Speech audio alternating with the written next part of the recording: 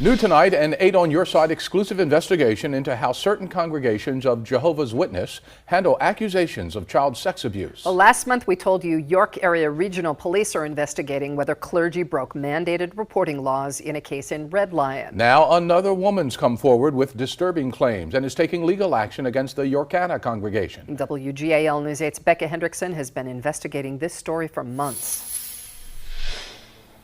Sarah Brooks is a welder who used to try to burn off her own skin. She says this was the only way she could take away the pain. That worked, actually. It did relieve my stress immediately. So I kept doing it. I used curling irons, lighters, anything, candles, anything that was close by. Often at this vanity, which she now uses for her art. I can't believe I still have it. It's made a lot of moves with me. A timeline of her years in court, reliving her sexual abuse as a teenager. I thought it was my fault. Why? Because I told. I shouldn't have told. Look at the mess it made. Two faces Brooks has tried to burn from her memory, but can't forget.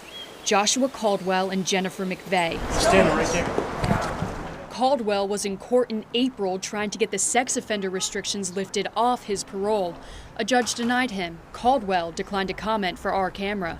Both he and McVeigh pleaded guilty in 2014 to child sex abuse. An affidavit shows Brooks first met them at the Yorkana Kingdom Hall of Jehovah's Witness. The abuse began when Brooks was 15 and she was working for Caldwell. After I would shower, I still felt really dirty, and I would keep cleaning myself repeatedly. But you couldn't get it off? No, I couldn't get it off. At Caldwell's sentencing, Brooks told the court she confided in the spiritual leaders of the church known as elders and was persuaded not to go to police. Under Pennsylvania law, clergy are required to report child sex abuse claims. 15 years later, Brooks's attorney has begun the process of filing a civil lawsuit against the governing body of Jehovah's Witness called Watchtower, the Yorkana congregation, and Caldwell and McVeigh. I went to the Yorkana Kingdom Hall to speak with the elders.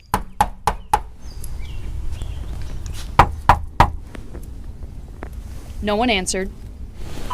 Hi Jennifer, my name is Beccah Hendrickson. And After a month of reaching out, I had called you about a week or two ago. The sooner that you can respond, the better. And I wanted to give you an opportunity against Jehovah's Witness in the civil suit that her lawyer filed. Because we are planning on airing this very shortly. They told me they are considering my request. Thank you so much. Bye-bye. But Watchtower did finally get back to me, turning down an interview and instead sending me a letter posted on their website a month ago. It says in part, Jehovah's Witnesses abhor child abuse and view it as a crime, and the elders do not shield any perpetrator of child abuse from the authorities. I read another part of the letter to Brooks. Are clearly informed by the elders that they have the right to report the matter to authorities.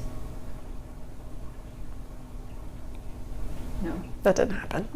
Brooks's brother, who was married to McVeigh at the time, gave a victim impact statement at Caldwell's sentencing, saying the church reprimanded his sister. He went on to tell the court he and other church members ostracized her. I went from having these very supportive, loving people in my life to them turning against me. In the Jehovah's Witness letter, elders say they strive to treat victims of child abuse with compassion, understanding, and kindness.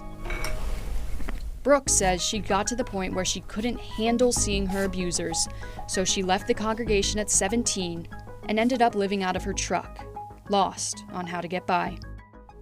You feel like an idiot.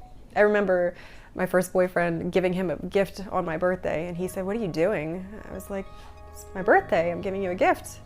He's like, "That's not how this is supposed to work." Brooks's civil suit is on hold until a bankruptcy claim by Caldwell is settled.